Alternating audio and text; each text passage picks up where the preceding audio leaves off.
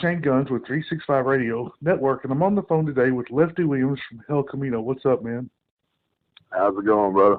It's going pretty good. So let's talk about the band El Camino and who you guys are. And El Camino is me, my brother Larry, Scott, Rings, and basically, man, we all come from different bands from Little Rock, and we just threw it together, man. One day, Larry knew Scott. But, hey, man, let's jam. And we wasn't jamming at the time, so we left Red Devil Eyes, and basically we just got together one day and just started jamming and fell together, dude. We started writing tunes, and that first record was out probably been like 2 or 3 months after we were together. Wow, nice. I know that Orange Lily is the most recent album, correct? Yes. And then you've got one before that, which you just mentioned. But the one that I have is Orange Lily, and man, that I can't find a song on that album that I don't like. I've listened to it and I play it on my show a lot. And my favorite song, and it's kind of hard to pick a favorite song, but mine is "Death Inside of Me." And let's talk about that song. Okay. Yeah, basically, man, I was, that whole writing process of Orange Lily was, it went kind of longer than what, the self-titled album, the first one. And I just basically sat in the room, and I would come up with a riff, bring it back to practice. Just like some of those things on that record, I used some riffs out of a band I used to be in called Burning the Mississippi. Okay. And the band we never went anywhere, Right. So I was like, you know what? I come up with those riffs, I'm going to use them. But anyways, that was one of the riffs that I, Burning the City had. And I was just sitting there, man, and that song was in my head, dude. I was like, damn, dude, I got to do something with it. So I started writing some lyrics. Usually, back when we started writing that record, I had an iPhone, and now I don't mess with them anymore. But anyways, I had that iPhone, and you could go in your notes or whatever. And if I had something come up in my head, I would just like push record, and I would say it. You know what I mean? Kind of like a dream or anything. I'd talk about it, and that song is about sleep paralysis and sleep apnea. Right. You wouldn't think that by hearing it, but it is. It's about me going through sleep paralysis, like the devil's holding your legs down, you can't wake up, and it's some weird shit, man. But yeah, but the Orange Lily record, man, it was way more thought out than the first record. The first record we went in raw, and it still sounds good. It's my favorite that we've done. I like both of them, but the first record is my favorite. But Orange Lily was more thought about, as far as production wise. Right, exactly. Well, like I said, I've listened to it, and I can't tell you how many times that I've listened to it. And and it's just, it's got that feel to where you just want to sit back, plug it in, and just let the world melt away. Because you talk about, like you say, the things you go through, and things that I think we can all relate to as well. Right. Yeah, it's I get that a lot. We have a lot of fans over in Europe. It's crazy. If it wasn't for Wormwood, Sean Kratz and Wormwood Records, when we first got signed, they would share our stuff all over Europe, man, and we'd get emails. I shit you not, man. Everybody, your album changed my life. Man, this song is rules. It sounds like we're riding through the desert and the sunset and stuff like that. And I mean, I love hearing those stories. Yeah. But like fans over there, like they're diehard, man, and we're trying to get over there to them, man, because they deserve it. Yeah, yeah. Well, Europe, they have a solid following for the really good rock bands here in the U.S. I mean, because I've had other bands tell me the same thing. That Europe is just chomping for our stuff. Yeah, man. There's a bigger market for it. We do have a hell of a following. I'm just not talking about El Camino, but as far as just local bands around, right? There's some good following, but Little Rock, Arkansas used to be booming, dude. Like, you could go out on a Friday night and catch a local band, and there'd be shit tons of people there. And nowadays, it just ain't kind of like that, man. You're lucky to get 10 people at a show. But in Europe, man, I was hearing a buddy of mine that lives over there in Germany. They say that freaking 600-700 people show up to a damn club. And I'm like, dude, I wish I was there. Right. Wow, that's pretty awesome. So you play guitar and also are the lead singer, and just talk about some of your influences as a musician. Man, when I first started out as a youngster, I was I want to say about 9 or 10 years old when I first picked up a guitar. Didn't know shit about it, man. I didn't know how to tune, nothing. My dad would tune the guitar for me because, he obviously played music, and he had an old Martin under his bed. I used to grab it out, pluck around on it when he wasn't around. Yeah. And I would fuck with his tuning keys. He'd get pissed off about it because I didn't know how to fucking tune, man. I just come up with my own shit. Right. And finally said, you know what? Like, you're going to fucking learn something. So the first song I ever learned was Wildwood Flower. Oh, nice. That old country tune. And my dad was a country man, so that was the first tune I learned.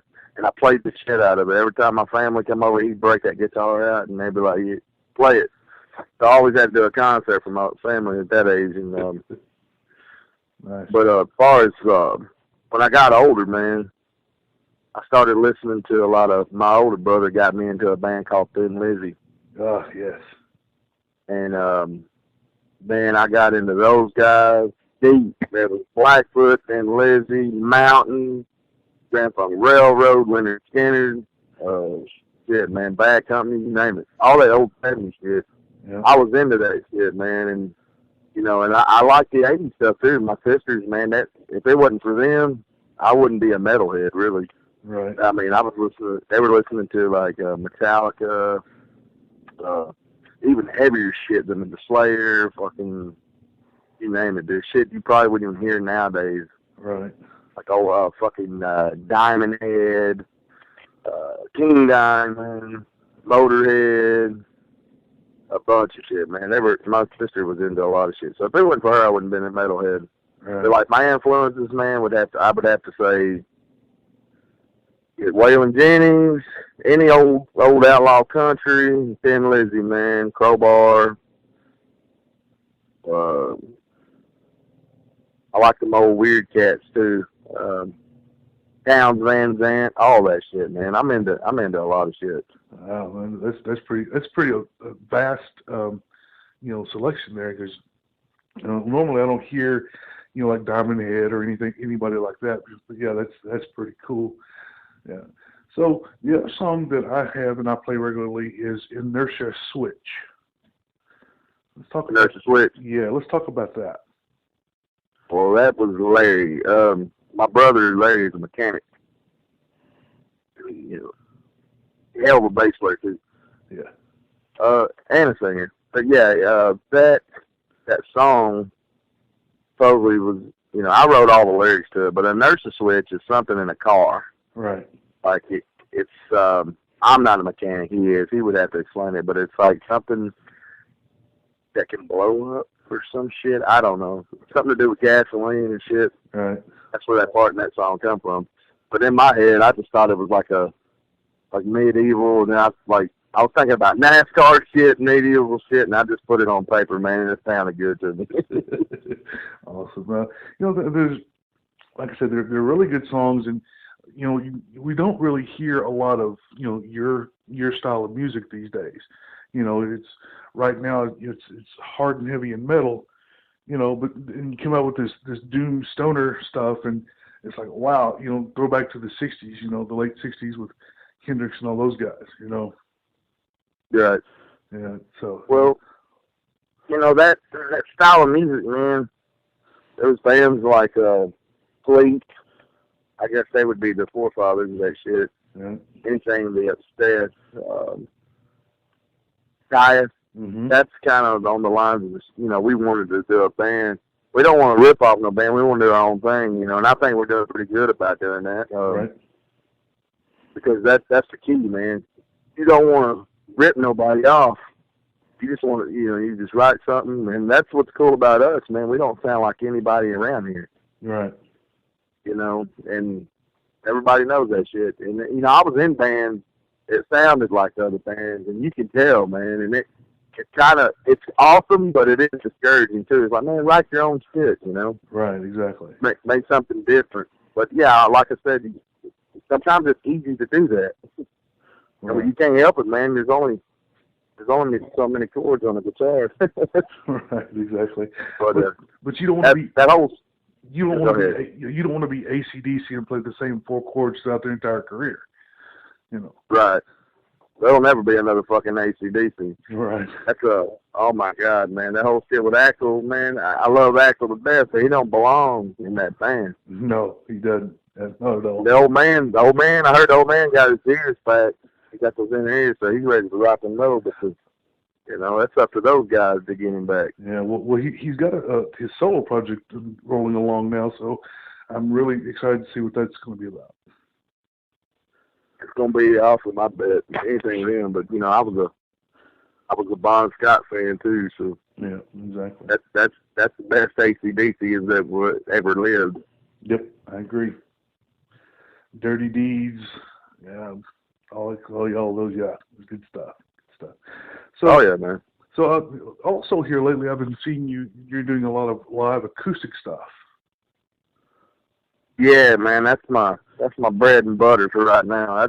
I go out and play some acoustic like covers and old country shit, and a little bit of rock stuff you hear on the radio. Right. That's what makes me a little bit of money, you know. Right, exactly.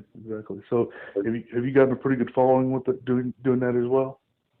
Not too bad, man. Not too bad. I got people that come out and support, and you know, and hell, I even throw a few El Camino songs in there sometimes. Right, cool.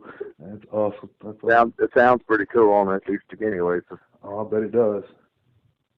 Yeah, I'd like to hear Inertia Switch on an acoustic. That would be awesome. Oh, wow. Yeah, I could probably figure it out, and I bet it'd be a bitch for a second, but I haven't tried that one yet. Right, yeah, that's cool. Yeah. Actually, when I come up with that riff is older than the Hills, man. The actual verse, you know, that riff, that was actually on a bass. I was messing around on a bass and come up with that years ago.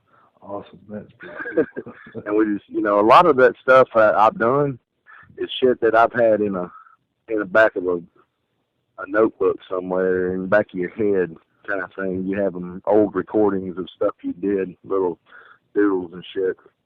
Right, exactly. But that's how it comes together. It's easy for me to do it like that, and I can come up with songs, and we get Larry and Scott in the room, and then shit comes together, and this just sounds awesome. Right. The new record we're doing is gonna be badass. Yeah, I wanted to touch on that. I mean, you haven't posted much about it or said much about it, but I know there's something in the works. Can you give us an idea about that? It's gonna be where. Well, I'm not gonna say that. Just think about Orange Lily. Mm-hmm. Okay, it don't sound nothing like the first record. Okay. It's there. I mean, it really don't even sound like Orange Lily, but it's kind of where we left off of that. But damn, dude, it's gonna be. There's gonna be some more heavier. You know, because I don't really consider us a metal band. We're not a metal band. We're just a rock band. We're a heavy rock band. Right. this next record's gonna have some metal influences on it. We'll just put it that way. Okay, It's cool. gonna be balls through the wall. All right. I can't wait to get my hands on it when it's released. I know that my listeners I've gotten a really good response from my listeners on the two songs that I currently play, and so I can only imagine what it's going to be like with the new album. We're going to throw some acoustic tracks on there too, so it's going to be like a real diverse album. When we put it out, 5 more songs. You know, we have this sinister thing we got going on, I guess, with the only 8 tracks. You know, right? Have you noticed that first record's 8, the second record's 8? Right. We may do a 10. I don't know. We got a lot of songs, man. We got a lot of songs to choose from. Right. And one of the reasons why we never did over 8, and this is the truth, man, it's so fucking expensive to record. Right. Exactly. You know, and it still costs us a shitload of money to do that. But I was like, man, you know what? I don't want to do just an EP. I want to do more than an EP. EPs are nice. Right. But to me, and that's just a glorified fucking demo, man. Right, pretty much. Right. And I'd rather give somebody some songs to listen to. If you're gonna do it, man, let's do it out. All right, either go big or go home. You know. Yeah, but the next record, man, it's gonna be awesome. We're gonna have a lot of fun with it. There's a lot of shit we're gonna add to it, man. Good, good. And it might be more. Let's see, it's gonna have a heavier feel. It's probably gonna be a lot more atmospheric. Okay. So there'll probably a lot of what's the ambient? Right. Okay. Ambient moment. Ah, nice. So, are you guys currently working with Chrome Mountain Records for this? We are. Okay. We're fixing to sign with Chrome Mountain. Stephanie's been really good to me, and Stephanie go way the fuck back. At least, yeah. I met her back in the early 2004, 5 or something like that. Yeah. She's been following my bands for a long time, so Nice. She's been in the scene for a while. She knows what she's doing, man. I trust her. I'm gonna put all my trust into her. She has a lot of trust in El Camino. Right. Good. And I love her like family. She's always treated us like family. Right. And shit, man, it just feels good, you know, because you're not gonna find that shit anywhere, man. Right. You got people in that kind of business who'll swallow your ass up and kick you out and not do a damn thing to help you. Yeah. But she's not that kind of person, so. Right. If it wasn't for her, my wife, Boots, and Dustin, D-Lo, we call him D-Lo. D-Lo, gotta give shout out to D-Lo. Stain Landris, my manager. Man, those dudes, they're the ones that keep this shit alive, to be honest with you. Right. Us 3 guys, man, we just want to write music and play. Right. That's it, you know, and they have a lot of faith in us. You know, my wife's always pushing me, man, get off your ass, fucking get in there and write some more songs, and does what she stays on my ass. I love it. Right, exactly. Well, and that's good that you got a really good support system like that, you know, because, you know, there are some musicians and bands out there that have nobody to pick up their songs or their albums and play them, you know, or listen to them. So that's really good. That's really cool. So where can we find your music? Man, right now you can go to Bandcamp, El Camino Bandcamp, and you can download our stuff there. If you want hard copies, just send us a message. Excuse me. Send us a message on Facebook or, you know, any of us. You can hit up Stephanie Shaw. You can hit up Shane Landers, D-Lo, or Boots Ferguson, my wife. Okay. And just send your address and what size stuff you wear, like if you want a shirt or whatever, and how many CDs. And that's how we're sending out. But we're fixing to set up a store pretty soon. That way you ain't got to worry about doing that. So, right. But we do have hard copies of everything. We actually have a shit ton of merch we need to sell. Cool. Yeah. Awesome. That's very cool. So I know that when the new album comes out, that we want to do a hard feature on the 365 Radio Network. So when it comes out, let us know, and that way we can really start to push it. Okay. Sure, man. I love it, man. I'm always listening to your stuff, man, and we support you, man. Right. You're doing a good job, brother. Well, I'm all I can say is I'm trying, and if I get somebody to recognize what I do, then that's it's all the better. So. Yes, sir. Yes, sir. All right, man. Well, we're gonna wrap up this portion, but I do want to come back and revisit when the new record is out, and we'll talk about that. We'll get everybody involved this time, and just go from there.